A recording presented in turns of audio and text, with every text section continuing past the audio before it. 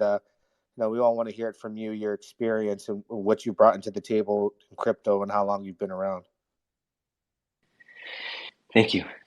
My name is Robert Genito. My background before crypto, FYI, was a majority of my life doing software, and then later, software as a software architect. Really, I think that's where I spent most of my life. Um, Let me think. Yeah, over 2/3 of my life has been in software. I started early. I was like the 13-year-old that knew how to make websites. So therefore, anybody who was looking for people to build websites, and especially with like JavaScript, like blew up. So I had very much tech background, and I was using Linux since a very, very young age. So Linux gives you an idea of how to get a bunch of machines to work together and how to automate things, right? And it was a little, it was like almost, it was more than 12 years ago, almost 13 years ago. I found out about Bitcoin and didn't get it at first, but once I started mining, all came together. So I'm an early miner. I started mining in early 2011. That's when I like really jumped in.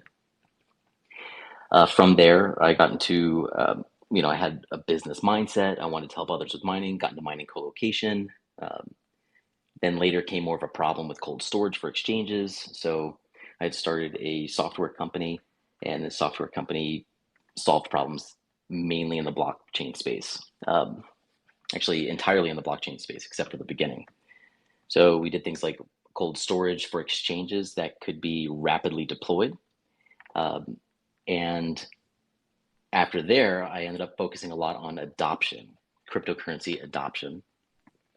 Long ago, the whole mindset was, this is so powerful. Crypto is so powerful. And decentralized finance is so powerful that if we don't get it out there, like this could be snuffed out. This little tiny flame could get snuffed out. So then I began focusing greatly on adoption. Many exchanges were out, people were solving those problems, people were solving problems with mining, etc.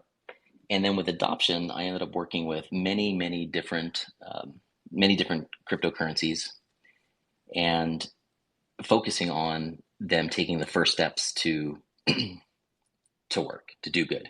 So you had all these cryptocurrencies that were marketing themselves, but then their users couldn't really get on or use it. They couldn't figure out how to get the coin. They couldn't figure out any of this stuff. So along a lot of that, a few of the really big notable successes were with Dash cryptocurrency. My team worked with the Dash core group and a marketing firm, and we got Dash up to number 3 in the charts for their coin market cap. And from there, it also worked with Pivx, which turned out to be a salty competitor, and others, allowing these ecosystems to be the very first, to buy Dash, for example, through the wallet, or to buy Pivx through the wallet directly. It was an entrepreneur, was a pioneer in that area.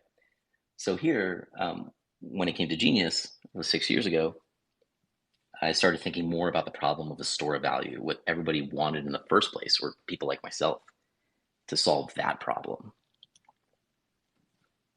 That's a bit of my background. It's a small world because when I first got into YouTube, people had said that I gave Dash a black eye because I was really promoting one of their forward competitors, Pivx. I think you might have mentioned them. I was going, this is the Dash killer. And yeah.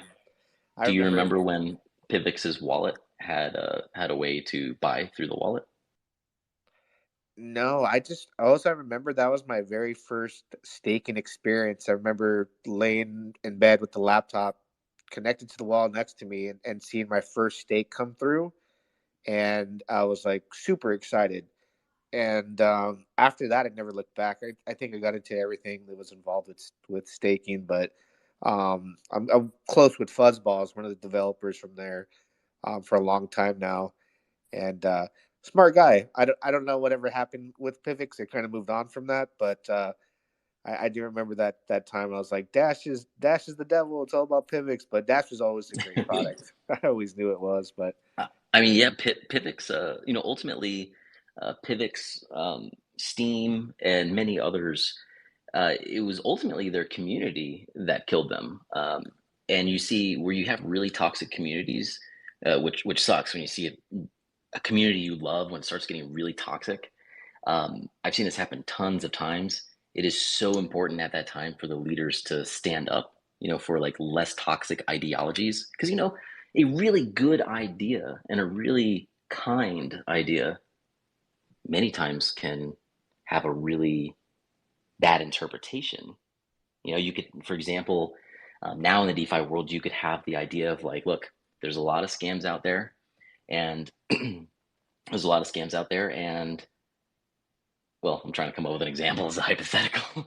There's an ideology such as like, hey, there's a lot of scams and there's a lot of scam coins coming out. We got to watch out for these scam coins. That can turn into the ideology, which always turns into maximalism, where everybody else and every other innovation is a scam.